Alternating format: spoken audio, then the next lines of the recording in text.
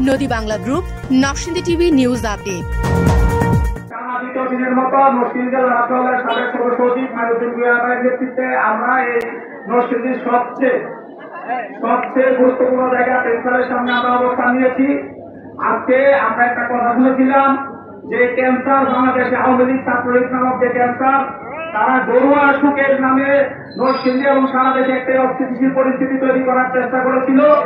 আমরা সেটা গতকালকে রাত থেকেই শেষ করে দিয়েছি এবং আমরা এখনই আমাদের আন্দোলন শেষ না, যতদিন পর্যন্ত এই নরসিংদী সহ সারা দেশে আওয়ামী লীগ ছাত্রলীগ নামক ক্যান্সার থাকবে, ছাত্র সমাজ রাজপথে থাকবে এবং একেবারে বাংলাদেশ থেকে এই ক্যান্সার মূলোৎপাটন করে ছাত্র সমাজ গড়ে ফিরবে।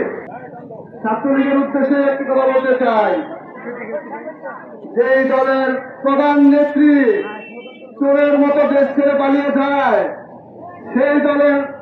সেই নেত্রীকে নিয়ে গর্ব করা, সেই দল নিয়ে আপনারা মাঠে নামবেন, ভয়ঙ্কর রূপে রাজপথে ফিরবেন, সেটা তো হাস্যকর ছাড়া আর কিছুই না।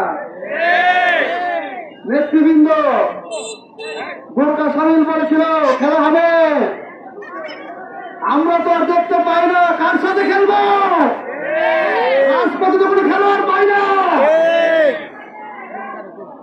5 তারিখের আগে ঠিক এই জায়গাতেই নরসিংদী জেলার কিছু কুলাঙ্গার ছাত্রলীগের কুত্তা বাহিনী আর নয় ভাড়া বাড়ি, এবার ভাড়ার টাকায় নিজের বাড়ি, নগদ অথবা কিস্তিতে বুকিং দিয়ে আপনিও হতে পারেন একটি ফ্ল্যাটের গর্বিত মালিক।